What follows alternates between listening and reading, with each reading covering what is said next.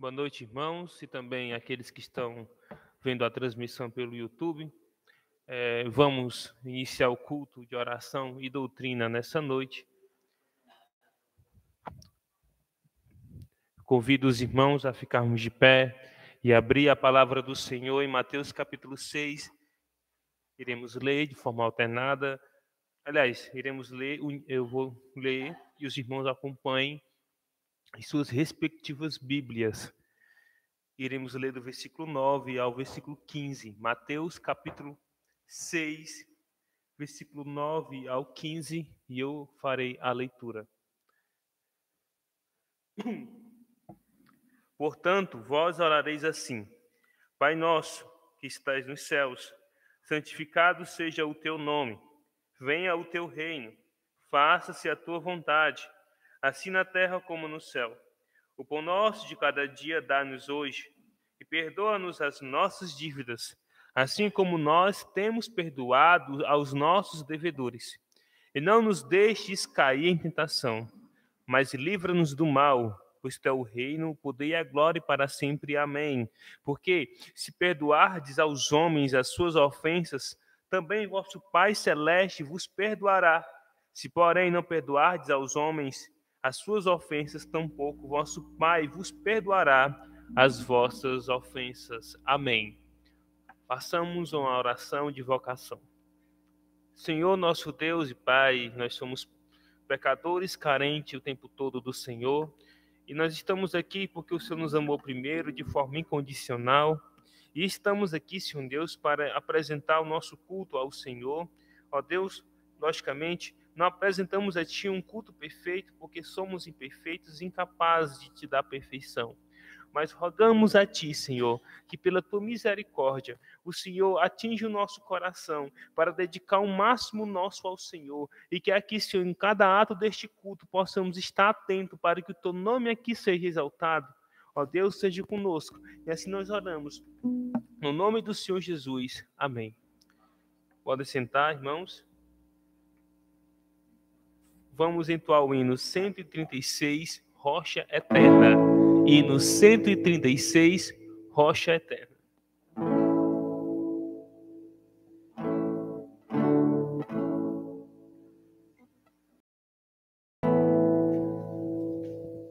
Rocha eterna, meu Jesus, quero em Ti me refugiar. O Teu sangue lá na cruz, derramado em meu lugar, traz as bênçãos do perdão, gozo, paz e salvação. Não por obras nem penar, plena paz terei aqui. Só Tu podes dar a perdão somente em Ti. Rocha eterna, só na cruz eu confio ao meu Jesus. Quando o derradeiro olhar a este mundo aqui vou ver, e no trono eu Te encontrar, Teu chamado a responder. Rocha eterna, espero ali, abrigar, me salve em Ti. Amém. Vamos fazer uma oração. Peço o nosso irmão Léo, pelo microfone, faça uma oração de iluminação a nós, e quem vai trazer a mensagem nessa noite. Oremos. Senhor, nosso Deus e nosso querido amado Pai, Te rendemos graças, Senhor Deus, por todos os atos que foi realizado aqui para a glória do Teu nome, Senhor. Tu possas, meu Senhor Deus, nos perdoar por todos os nossos pecados. Tu venhas a nos fortalecer, meu Pai, das tentações deste mundo, Senhor. E assim, Senhor Deus, nós oramos, meu Pai. Te agradecemos pelo perdão dos pecados, meu Pai, que Tu nos dês força, Senhor Deus, para suportar todas as aflições, dificuldades que encontramos durante esta vida, Senhor Deus, ao qual nós ainda participamos antes da vinda do Senhor. Que Tu possa, meu Pai, ser com o teu servo, nosso irmão Lourenço, para que ele venha ser fiel na entrega da tua palavra, Senhor. Ilumina, Senhor Deus, capacita-o, Senhor, para que ele venha ser fiel, Senhor. E a nós, para que possamos, meu Pai, iluminados pelo teu Santo Espírito, Senhor, possamos estar sendo alimentados pela tua santa palavra, meu Pai, através do teu servo. Assim nós oramos, rogando a iluminação do Senhor, no nome santo e poderoso de Jesus. Amém. Amém. Pode sentar, irmãos.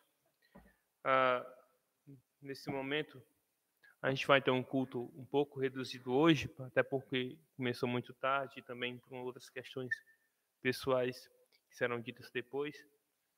Mas nós estamos estudando nas sextas-feiras o Catecismo Maior. E aí é bom lembrar o que é o Catecismo Maior. O Catecismo Maior é um documento, não é o Catecismo da Igreja Católica Apostólica Romana, mas é um catecismo que ensina, na catequese, ensina as pessoas a confissão de fé. Confissão de fé é um documento que confessa e expressa a nossa fé básica, aquilo que nós cremos. E é um documento que mostra a fidelidade da nossa crença. O que é que a gente crê? Então, a nossa única regra de fé prática realmente é a palavra de Deus. Não é o Catecismo Maior, não é a confissão de fé de Westminster, mas sim a palavra do Senhor. O que a confissão faz é extrair sistematicamente o que nós cremos da palavra do Senhor, e o Catecismo Maior ensina a palavra do Senhor para que possamos compreender o que nós cremos. Então, somos uma igreja confessional. A igreja presbiteriana no Brasil é uma igreja confessional. E confessional por quê? Porque nós temos uma confissão, um documento que expressa a fé. E nós estamos já bem no final do Catecismo Maior, nós estamos na pergunta 195, são 196 perguntas, então nós estamos na penúltima pergunta, com algumas continuações, no caso são 4 continuações da pergunta 195. E nós vamos ler, nesse momento, a pergunta e também a resposta do Catecismo Maior, na pergunta 195. Só para situar os irmãos e também aqueles que estão pela transmissão do YouTube, a pergunta 195, ela está em um rol de perguntas que fala sobre o Pai Nosso, a oração do Pai Nosso. A oração do Pai Nosso não é uma reza que nós aprendemos que pode orar mecanicamente. Na verdade, o Senhor Jesus Cristo nos ensina que em nenhum momento devemos apresentar ao Senhor oração da boca para fora, uma oração mecânica, uma oração vazia, mas sim uma oração sincera, sem hipocrisia, do nosso íntimo. Então podemos orar Pai Nosso todo dia, mas não podemos orar o Pai Nosso sem que apresentemos a Deus um coração quebrantado, uma oração verdadeira, e que que nosso coração esteja entronizado com os céus. Então, a pergunta 195 está no rol. E para recapitular, o Catecismo Maior, ele tem, aliás, o Pai Nosso, ele tem um prefácio. O prefácio é como se fosse um endereçamento. E aí vamos abrir Mateus capítulo 6, versículo 9.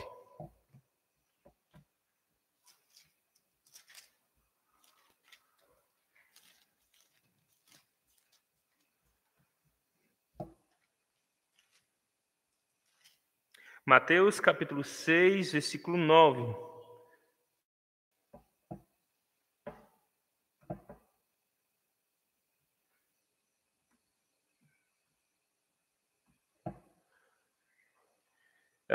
Que diz assim: portanto, aqui é o Senhor Jesus Cristo falando no Sermão do Monte. Ele estava falando sobre orações, você consegue perceber que ele fala de oração desde o 5 até o versículo 8. E depois ele ensina como orar. De forma que a oração do crente ela tem que ter um molde da oração do Pai Nosso. Por quê? Porque é o modelo que Jesus ensina. Então você pode orar diferente do Pai Nosso? Sim, nós vamos orar hoje, depois do estudo, sobre a oração do Pai Nosso. Aliás, nós vamos orar pedindo a Deus dos enfermos, que Deus continue dando chuvas, né? Está um período chuvoso aqui. E agradecer a Deus por isso, que Deus nos dê um bom inverno, né? São várias petições. E isso não está no Pai Nosso. Aliás, tá, mas não explicitamente. Porque quando nós pedimos a Deus, o pão nosso de cada dia dá-nos hoje, como a gente já viu, a gente está pedindo a Deus não só o pão carioca, né? O pão francês, ou a carne, ou feijão com arroz. Mas quando nós pedimos a Deus o pão nosso de cada dia dar-nos hoje, eu estou pedindo a Deus todas as bênçãos necessárias para a minha existência, minha como das pessoas que eu amo. Então, implicitamente, nós estamos orando a Deus pedindo chuvas, pedindo bênçãos, pedindo que Deus cure, mas a gente vai expressar isso aqui essa noite. A gente vai pedir a Deus cura, a gente vai pedir a Deus que abençoe, vai pedir a Deus chuvas e tantas outras petições que não está explícita no Pai Nosso. E o Pai Nosso, ele traz esse modelo de oração para nós. Então, qual é o modelo de oração do Pai Nosso? O modelo, aliás, inicia com o quê? Inicia com um prefácio. Como eu disse para os irmãos, o prefácio é como se fosse um endereçamento. Veja bem, versículo 9. Portanto, vós orareis assim, Pai nosso que estais nos céus. Veja, Pai, você está orando para o Pai. Você está orando para Buda? Não, né? Para Maomé? Não. Você está orando para Allan Kardec ou para uma familiar seu que morreu recentemente? Não, você está orando para o Pai. Tá, mas qual Pai? Porque na Terra você tem pai e tem pessoas que têm até mais de um pai. Aliás, considera, né? Biologicamente é só um, mas considera outra pessoa também como um pai. Veja, Pai nosso que estás nos céus. Ele não está na Terra. Ele está governando a Terra, ele se faz presente na Terra, sim, mas a habitação de Deus não é aqui. A habitação de Deus é nos céus. Então não é qualquer pai, é o pai que está específico da sua habitação. O que é o endereçamento de uma carta. Você está dizendo para quem você está orando. Então, eu preciso necessariamente dizer Pai Nosso que estás nos céus para invocar o nome do Senhor? Não. Eu posso invocar o nome do Senhor porque todo crente pode invocar o nome do Senhor. E não necessariamente temos que dizer a palavra Pai. Mas temos que ter um coração direcionado. Orar ao Deus, o Todo-Poderoso, só tem um Deus, não tem outro Deus. Não é? Orar pelo nome do Senhor Jesus Cristo. Orar pela intercessão do Espírito Santo. Veja, você não necessariamente falou Pai Nosso que estás nos céus. Você falou ao Deus Todo-Poderoso, pelo nome do Senhor Jesus e pela intercessão do Espírito Santo. Se a gente puder, fica bem mais fácil. Imaginemos que uma criança, ali o Jefferson, que tem 9 anos, Jefferson? 10 anos. Então, imagine que a mãe do Jefferson diga assim, Jefferson, vai lá no mercantil, lá no seu Zé da bodega, né? Vá lá e compre 1 quilo de arroz na minha conta e diga que eu estou mandando. O Jefferson vai correndo, sem nenhum real no bolso. E chega lá no comerciante e diz assim: seu Zé, a minha mãe pediu 1 quilo de arroz. O seu Zé sabe quem é a mãe dele, não é? Sabe que é pela mãe dele que ele está indo lá, não é? E aí ele vai e entrega ao Jefferson o quilo de arroz, a mercadoria. E aí nós chegamos a Deus por que meio? Por meio de Jesus. O nome de Jesus é que nós podemos entrar nos santos dos santos, em oração. É da mesma forma do Jefferson. Nós só podemos porque o nosso Senhor Jesus Cristo nos deu capacidade para isso. Morreu em nosso lugar para isso. Senão nós não teríamos, nenhum de nós, a capacidade de orar a Deus. Então vocês conseguem entender por que endereçar, ter esse endereçamento, focar o caminho da sua oração a Deus, isso é muito importante.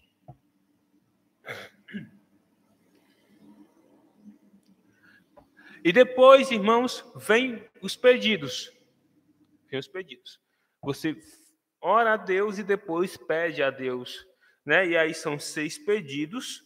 Você consegue vê-los do versículo 9, santificado seja o teu nome, até o verso 13. São 6 pedidos. E aí nós estamos no 13, que é o 6º. Eu vou ler e os irmãos acompanhem a pergunta 195. O que pedimos na 6ª petição? Reconhecendo que o muito sábio, justo e gracioso,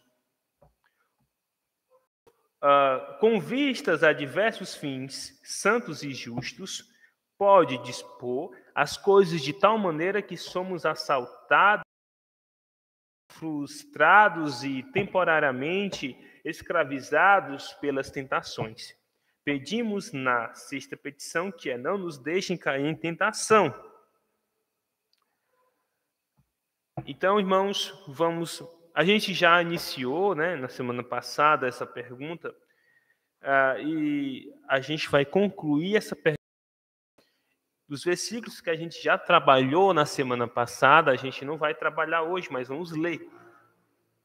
Então, vamos ler o versículo 13 do capítulo 6 de Mateus. Diz assim: e não nos deixes cair em tentação, mas livra-nos do mal. Até essa parte. Não nos deixes cair em tentação. Quer dizer que nós somos tentados, mas que Deus tem capacidade de nos dar força para que não caímos. Deus não nos livra, em hipótese alguma aqui, conseguem perceber isso? Conseguem perceber que Deus, ele permite a tentação?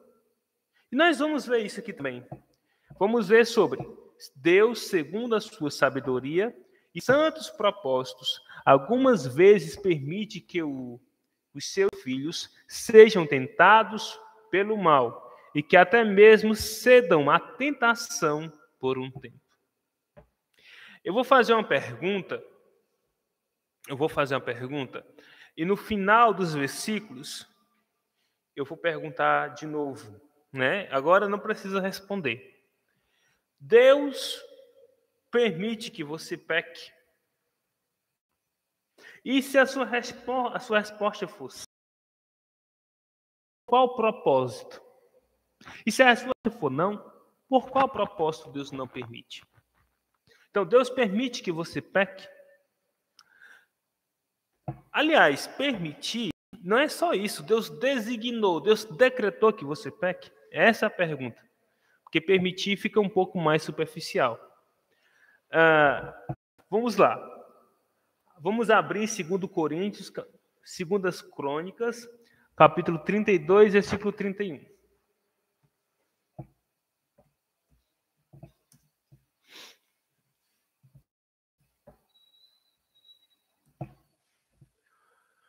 Segundas Crônicas, capítulo 32, versículo 31. Contudo, quando os embaixadores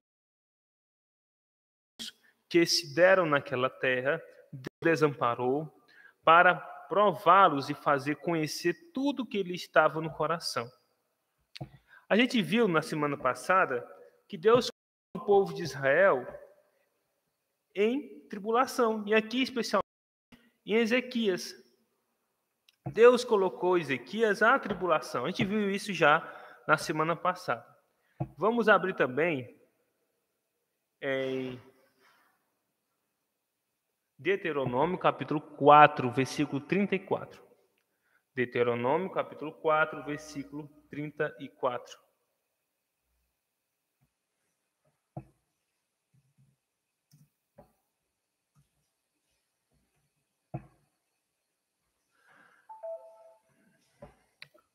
Ou, se um Deus intentou ir tomar para si um povo do meio de outro povo, com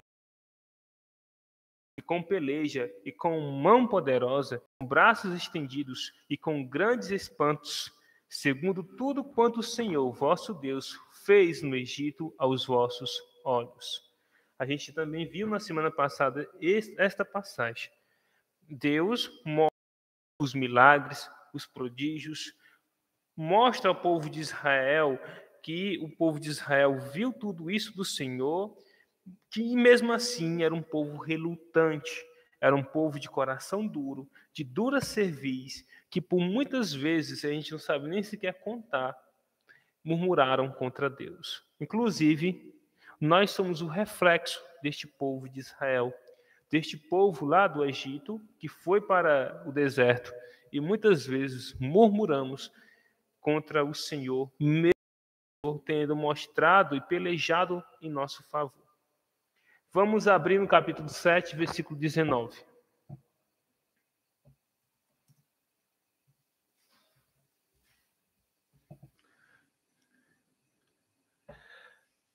Das grandes provas que viram os teus olhos, dos sinais e maravilhas, que o Senhor, todos os povos os quais temeis. Esse contexto, irmãos, a gente pode, eu vou pegar um aparato dessa passagem e levar para um contexto um pouco maior do que se refere essa passagem aqui. Primeiramente, Deus não é somente nesse contexto, mas em Josué também, a gente vê isso em Juízes, que Deus falou o nome que iria dar o povo de Israel a terra prometida, a terra de Canaã. Só que Canaã era habitada pelos cananeus. E cananeus não era só um povo, mas eram vários povos. Lá tinham os jebuseus, os filisteus, os de Jericó, e outros povos também. Como é que uma nação, até um pouco numerosa, há estudiosos que dizem que tinha mais de 1 milhão de pessoas quando saiu do Egito. Então, tão numerosa, mas com pouco recurso de mão de obra para a guerra, né, e com pouca experiência de guerra, atravessa o rio Jordão, atravessa o rio e mata e destrói quase que completamente aquele povo. Então Deus mostra o seu braço estendido em favor de Israel, não só uma vez. E o povo não cumpriu a vontade do Senhor. Josué não matou todas as pessoas, todos os povos, não estipou aquele povo. E aí, aquele povo, já que o povo não cumpria a vontade de Israel, que era matar os cananeus, matar realmente, acabar com a raça deles, acabar com a etnia deles, com aqueles povos. O povo de Israel cumpriu. Ele deixou os povos subjugados, feitos escravos e muitas vezes pobres. Mas o povo de Israel não os matou. Eu digo todos, né? Sei lá, matou em torno de 90%, 80%, mas deixou ainda uma parte. E essa parte, com o tempo, se revoltou contra o povo de Israel. E a gente consegue ver isso em Crônicas, a gente consegue ver isso nas batalhas de Saul, nas batalhas de Davi.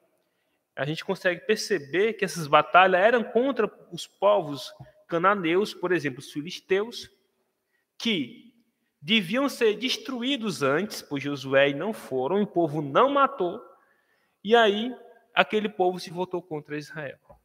Então, grandes provas que viram os teus olhos, os sinais lá no Egito, e as maravilhas, e mão poderosa, e braço estendido que o Senhor teu Deus te tirou. Assim fará o Senhor teu Deus com todos os povos quais temeis. Então, Deus também disse que iria destruir todos os povos. E, de fato, destruiu naquela região as nações, mas não destruiu totalmente, porque o povo de Israel foi relutante. Vamos abrir em Jó, capítulo 1, versículo 12. Esse é um texto já bem conhecido dos irmãos. Jó 1, 12.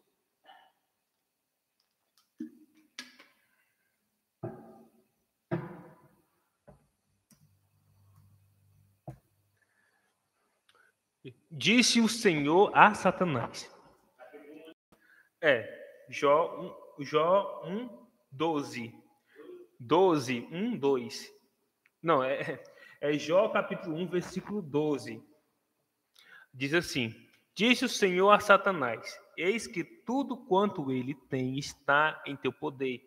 Somente contra ele estendas a mão. E Satanás saiu da presença do Senhor. Todos conhecem a história de Jó.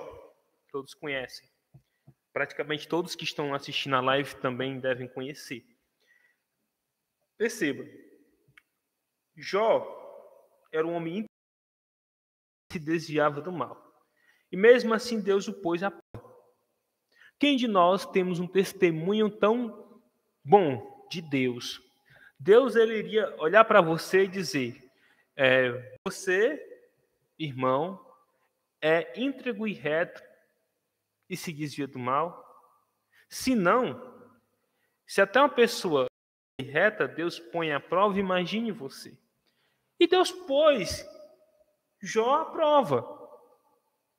Deus permitiu a tentação. Não é verdade? E lá em Mateus a gente diz o quê? Não nos deixe cair em tentação. Não nos deixe cair. Mas lá não está dizendo, não permita que eu não seja tentado. Então veja, Deus permite que nós sejamos tentados, assim como foi também Jó. Jó foi tentado. Enquanto ele ouvia as notícias de sua família, destruição do seu plantio, destruição dos seus animais, Jó só glorificava a Deus, bendito seja o nome do Senhor. E até mesmo, por um período de tempo, enfermo, glorificava a Deus também. Então, você é melhor que Jó? Creio que não. Se você não é melhor que Jó, se Jó passou por isso, porque você também não passará. Vamos em Atos 20, versículo 19.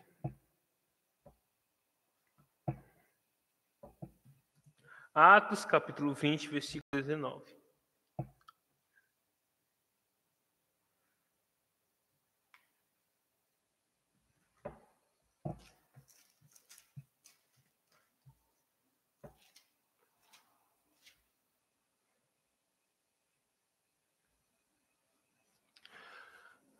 Diz assim: servindo ao Senhor com toda humildade, lágrimas e provações, que pelas ciladas do judaeu. Paulo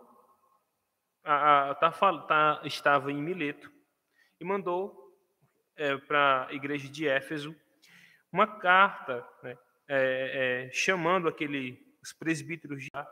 E ele fala, qual é o foco aqui? O foco é o versículo 19. É o quê? É mostrar que Paulo, o apóstolo Paulo, que escreveu 13 epístolas, o homem que mais evangelizou em toda a história, que mais fez missões, Paulo, ele chega e diz assim: sirva ao Senhor com toda humildade, lágrimas. Se Paulo passou por provações, se Paulo passou por lágrimas, quer dizer que nós podemos passar também.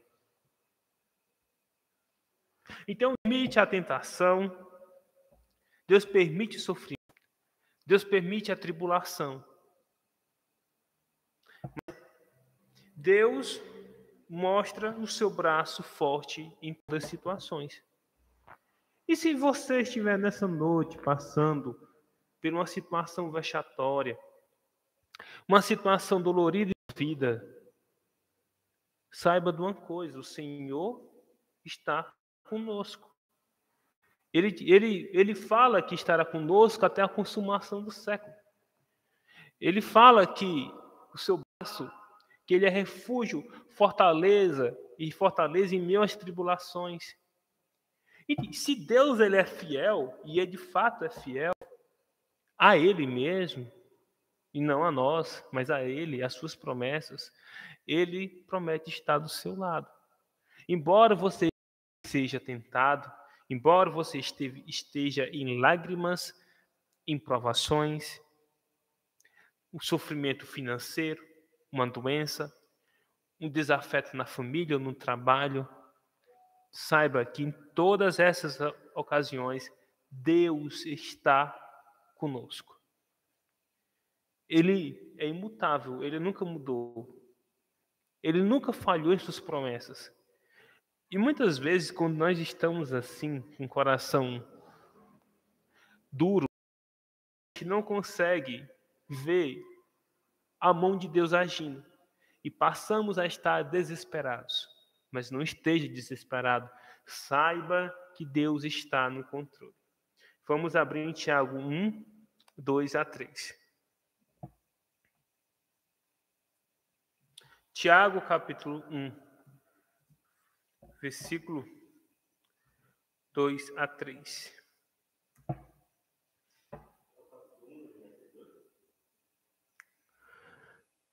Tiago, capítulo 1, versículo 2 e 3. Meus irmãos, tende por motivos de toda alegria o passardes por várias provações, sabendo que a provação da vossa fé, uma vez confirmada, produz perseverança. E vamos ler o versículo 4, só abrir aqui. Ora, a perseverança deve ter ação completa, para que sejais perfeitos e íntegros, que nem Jó, não é? Em nada deficientes. Se, porém, algum de vós... Aliás, vamos deixar até o versículo 4 mesmo. Então, nós precisamos ser perseverantes. Mas para nós sermos perseverantes, nós temos que passar pela provação. Porque se uma vez essa provação confirmar que mesmo em meio a uma tribulação, como por exemplo Jó, ou por exemplo Paulo, nós passamos por ela e não abandonamos a fé, pelo contrário, rogamos ao Senhor que nos cure e que esteja ao nosso lado e que nos proteja e que nos dê condições de suportar a dor e a tentação, a nossa fé ela é confirmada. Então, meus irmãos, tem por motivo de alegria passardes por várias, não é uma, tá? São várias, inúmeras, incontáveis provações. O cristianismo ele é diferente, não é? O desafio do cristianismo ele apresenta para você que se você essa noite está sendo provado de tribulação, esteja feliz. Esteja feliz. Encontre refúgio no Senhor, esteja feliz. Olha só como o cristianismo, a Bíblia, a palavra de Deus, ela simplesmente desafia a natureza humana, o viés humano, o sentido humano. Irmãos, se você estiver passando por tribulação, esteja feliz. E se for tentação, Deus vai fazer você superar. Vamos abrir em Hebreus capítulo 11, versículo 37.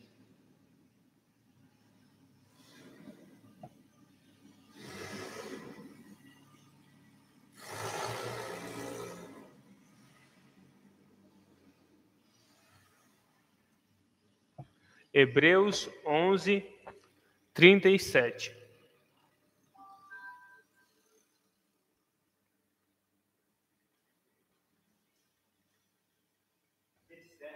Hebreus 11, 37. Provados, cerrado pelo meio, mortos a fio de espada, andaram peregrinos, vestidos de pele de ovelhas e de cabras, necessitados, afligidos, maltratados. Irmãos, quem são esses aqui que o escrito de Hebreus fala? Quem são esses aqui que são cerrados pelo meio? Você já imaginou que você assistindo alguém sendo cerrado pelo meio por conta do nome do Senhor Jesus Cristo? Você vai dizer assim, não, Deus ele não existe. Porque como é que Deus existe, permite que aquela pessoa que declara se vir a Deus é cerrada ao meio? Mais uma vez, o cristianismo ele é contradizente à racionalidade humana. Ele é loucura para os que se perdem, mas para nós que somos salvos é poder de Deus. Veja, irmãos, Deus permite e entrega os seus servos ao fio de espada, a ser cerrados pelo meio, a serem provados, apredejados, andam peregrinos, vestidos com peles de ovelha e de cabras, porque não tem condições de comprar uma boa, ou não tem casa, não tem onde morar, são maltratados, afligidos. Deus permite, irmãos.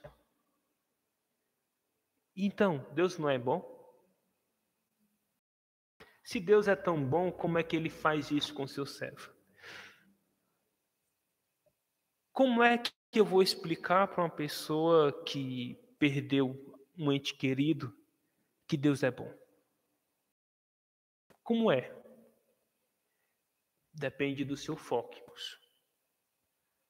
Se você focar em Deus e Ele for o seu foco, com certeza, você vai esperar em Deus, você vai descansar em Deus. Porque o nosso problema, ele é pequeno em meio a um universo tão grande. Não é? E nós só conseguimos ver e observar o nosso problema. A gente não consegue ver além de uma onda grande. A gente não consegue ver além de um muro. A gente não consegue. Mas o nosso Deus sim. De forma que, embora você esteja passando pelo que for, seja dor ou alegria, Deus está olhando o universo macro em suas mãos, Deus está governando todas as coisas, Deus está olhando para aquela situação e dizendo, não, isso aí é bom para você. É bom para você. Por quê? Muitas vezes a gente não sabe. Mas sim, irmãos, tudo e todas as coisas são governadas ordeiramente. O alimentador de todas as coisas, o Senhor. Ele governa o mundo com braço forte. Quer dizer que nenhum fio de cabelo cai sem a sua permissão. Ou mesmo uma molécula, um átomo. Deus, ele age em nossa vida. Então, mas eu estou passando por uma tribulação. Não se preocupe, Deus está no controle. E ainda, a palavra de Deus nos dá recompensa, galardões pelos sofrimentos que você passa aqui. O apóstolo Paulo aqui de ser apredejado, provado, cerrado ao meio, fio de espada, andar peregrino, vestido de roupa de ovelhas, com ovelhas, necessitado, afligido e maltratado, ele chama de leve e momentânea tribulação. Mas essa leve e momentânea tribulação produz para mim e para você um eterno peso de glória que esse mundo é passageiro, a tribulação é passageira. Mas no final de todas as coisas, você viverá eternamente um mundo sem dor e sem lágrimas.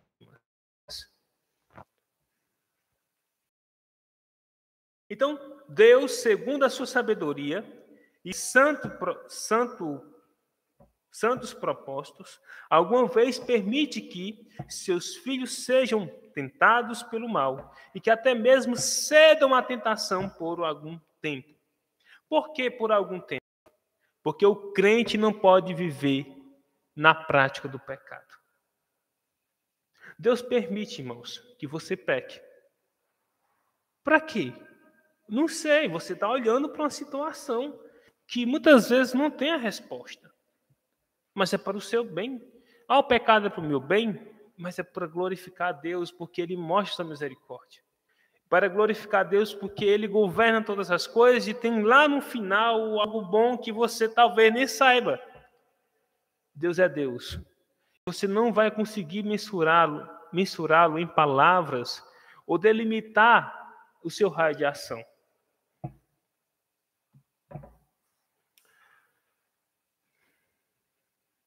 A gente terminou essa primeira parte do Catecismo Maior, da pergunta 195. Na próxima sexta, nós iremos para a continuação dessa pergunta. Vamos fazer, nesse momento, uma oração, pedindo a Deus que tenha